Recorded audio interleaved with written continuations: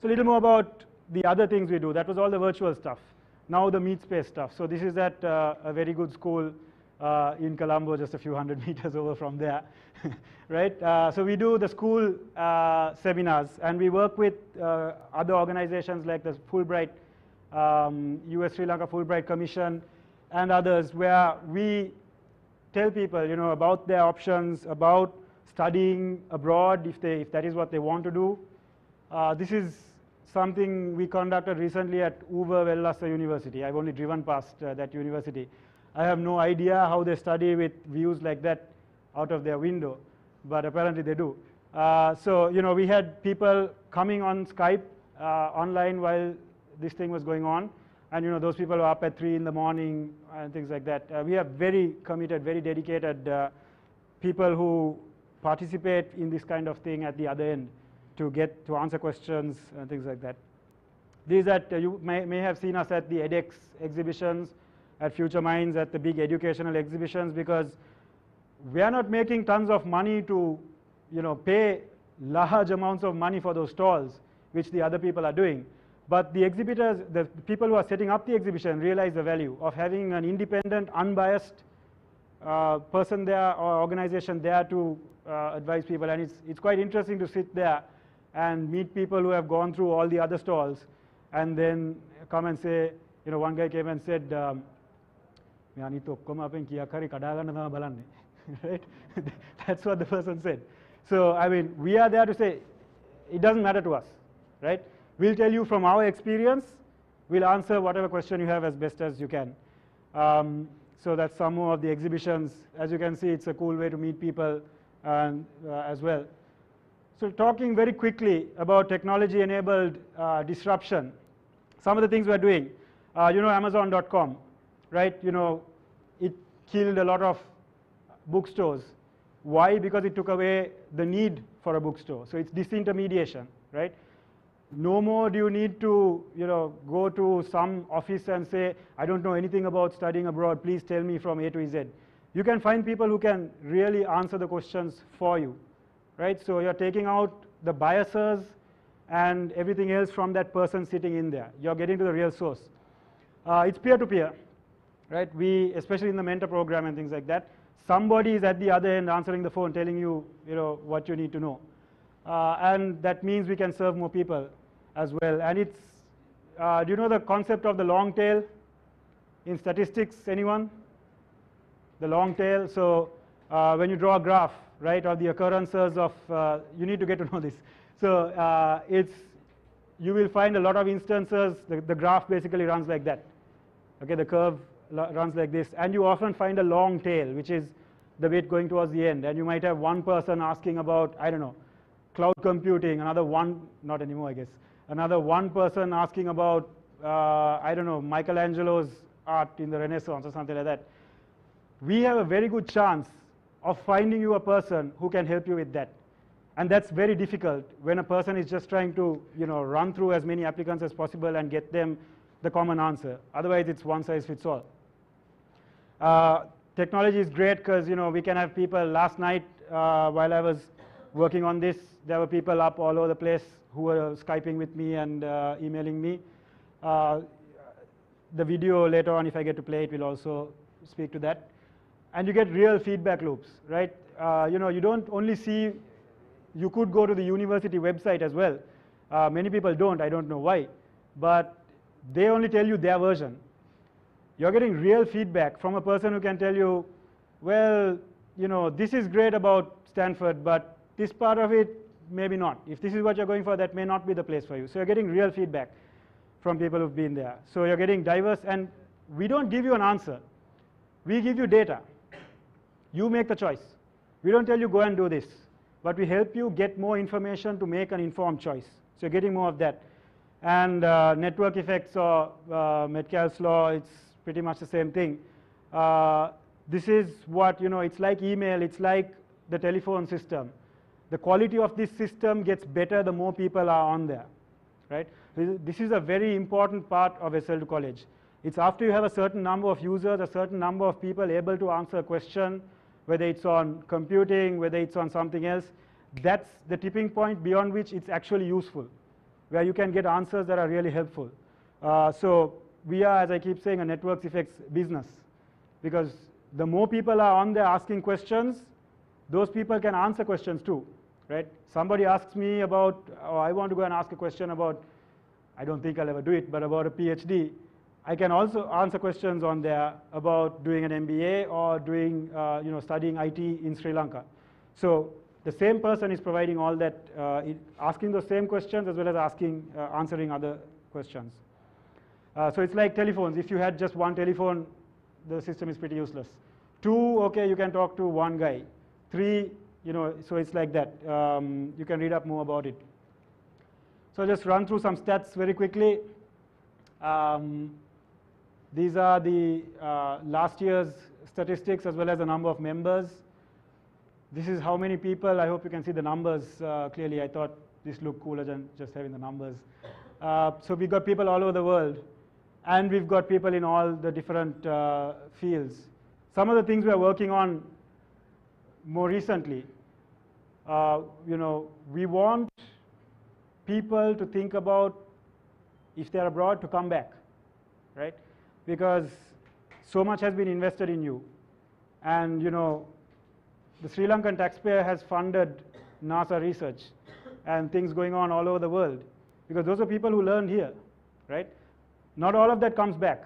We need more of that to come back. So we're trying to increase research collaborations, just make it easier for people to come back as well. I will leave time for questions rather than go into these. But if you have any questions afterwards, we can talk about those. This video is about that as well. So I will stop there. Thank you very much for listening to me. And any questions, please. Can you tell me how you get funding for this? You might have addressed this, but I didn't. How do you get funding? I mean, how long you've been operational? And right now we don't. So it's been out of the founders' pockets. But we are trying to change that. Because I can't afford to put in any money, and this is something that is of national importance, right? And this is something that any person we meet in the private sector says, I'm desperate for people, who can think for themselves, who can work in my company, and if that is what you're doing, that's great, and we'll help you. So not necessarily in cash, but people are offering to fund us to take over that kind of expense. That's all we need. We have a very light footprint, because as I said, it's all volunteer driven. The expensive stuff is actually the stuff we're doing in Sri Lanka on the ground. Having a website was, just a few dollars a year. Yeah, it's the more ambitious stuff we are working on. We have people like Dr. Gamage here, who have done work in policy, right, at national level. And this is things about changing the way funding happens, and about the emphasis on funding and things like that, because that needs to happen. Otherwise, it's never going to come on its own. We had one of our founders over this summer who was working with University of Ruhuna. I met him. Right, Nishad. Okay, so we're trying to get it going. It's an ambitious thing, but it's something that has to happen. Otherwise, you're always going to have this chicken and egg problem. The attitudes, the expectations are completely out of sync to even get them started. Yeah, well, that's the first part of it. The squeaky wheel gets the oil, right? And but we have people like Professor Arjun Alvihari, who was the head of the UGC, who have some other interesting points of view on how we can, this issue of the resources. If they ask us to match the funding that goes into it, we simply cannot do it, right? But how you value the resources you're putting in, how you split the intellectual property. Right? Those are all important issues in this whole research thing. So those are things we are working on more in the back rooms, and things where we need to speak to people at policy levels to change. But also it might be things like pushing for a duty-free permit for a person who comes back who has a PhD or something like that. Because a person who has worked abroad is used to having a car. They can't come here and pay 3 times more than they paid for a car there. PhD salary here. Right? So we need to change a lot of things to push that off. You said that one of the objectives you all have is to get the people back once they finish their studies, right? Yeah.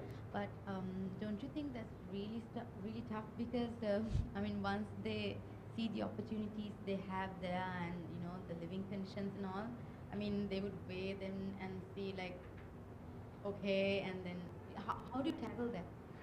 Yeah, so first of all, I went out and came back. So did Dr. Gamage, so did so many other people, right? Some people, unfortunately, there are people who leave this country saying, I'm never coming back.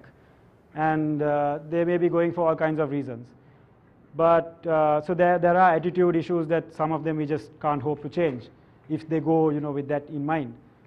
But also we want to make it clear to them, there are things going on. There is something going on here that you can do. And one thing is, when you go abroad, people look at you, talk with you, and you might stand out in the class also because of your experiences that you're bringing from Sri Lanka, right? You're an alien in that country, right? So you can go in there, blend into the crowd, or you can bring that back and really leverage, the experience and the knowledge you have of being here, which a foreigner can't come and do here, right? So there are arguments for why you can come back and do pretty well. Look at anything.lk, right? I mean, you can go there and take a 2-year-old idea and come here and do something different. There is also that. And it's a lifestyle choice, right? I was in California, which is pretty much the most laid-back state in the US. But Sri Lanka is still so much, the quality of life is, you can't match it. Please go abroad and find out for yourself. You can't match it, all right? So it depends on what you like, what you want to do, and whether you want to make a lot of money. Some people, the argument against going abroad, making a lot of money and retiring and coming back here, it doesn't happen, right? I know so many people who went abroad, 2 years, that's it, and I'm coming back, they wake up and they're 50 and they're still there, right? So that doesn't happen a lot because you get used to things maybe, right? And there's a lot of, you see this all over, but people who have been out for a long time go with, remembering the most negative things while they're out there, and it gets worse and worse, right? So, I mean, what we want to do is say, okay, there is this stuff happening. There are people to help you figure out, how to get over the other issues. And if you want to come back, here are your options. Spreading the word as much as possible. Coming from WSL too, I mean, the reason why we are different is because we encourage our own engineers to go out. We have about 20 PhD candidates out there. They're in Purdue, they're in Georgetown, MIT. These are Ivy League universities, and most of them come back. We have Srinath, who is running performance, running the division. So it really, obviously, like you said, there are a certain part of people who purely lifestyle. They watch too many movies and they want to live that life, which is fine. That's what they want to do. But I guess one aspect of it is the level of maturity that they have when they leave the country. Yes. The moment they finish A-levels, man, I want to be like Baywatch. There, sit down and run around with half-naked women. So I mean, there are people like that. So it's the level of maturity that you have. Yeah. Because at WS2, what we try to do is they join us. They contribute so much to the company. They go around, visit customers, work with customers. They create that knowledge, right? And they realize, okay, yes, there is so much of opportunity here for me in this country, being in WSL2.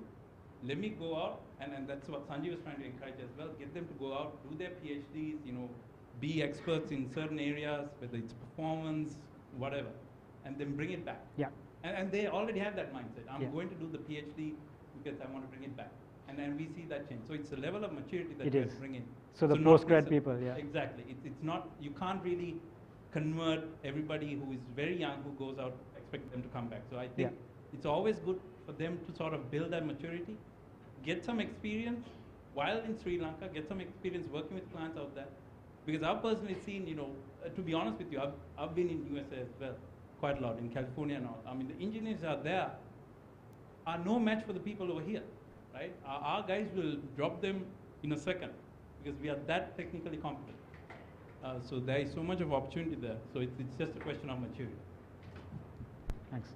And also another thing that Sanjeev mentions, the probability of a person coming back to Sri Lanka drops by 50% after 4 years. So there's a key period in which we need to get people to come back because the probability of them actually doing so is, right? I used to say, this guy is such an idiot. He went out, he did some obscure aerospace thing and he's never going to come back. And he came back. he was working at a company in Biagama that makes, so it was something in aerospace, and they make sails, and it's aerodynamics. So there's a way back, right? It's just, are you interested in looking for it? I think the tides are changing now because US is going up the kite, right? They're going way down. So things will change over time. And we have seen people coming back as opposed to 5 years ago. Yeah. We are seeing people coming home.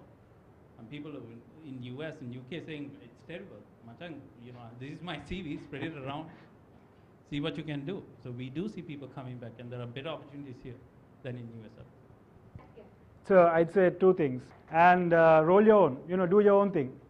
It is not that easy, trust me, because I'm sure you also can say, I mean, it's not easy to start a company here and to keep it going, but it's worth doing because, I mean, you can work for somebody here if you find somebody who gets what you're doing. Or, I mean, don't be afraid. We are a very risk-averse society, right? Which is a big, big problem in terms of driving innovation, keeping it going. But I mean, we have nothing to lose, right? There's so much you can gain just by the experience, and it gets easier and easier as things go along. And there are people who will invest. That nanotechnology company was several fabric, apparel companies saying we need to do this here, rather than paying some university in the US. So if you come back and say, hey, I've got this much experience, I could do this, there might be people willing to fund you. There are people here looking for ideas to fund, right? And that is, this forum is the right place for that. So, one thing you can do is people talk about what you're doing, blog about it, and you'll be surprised who might come up and talk to you. Like the guy last month. The person doing the bus route finder, right? I mean, the UDA should be helping him. I have no idea whether they'll do it. But something will happen. He'll at least make ad revenue off that. Okay, thank you very much.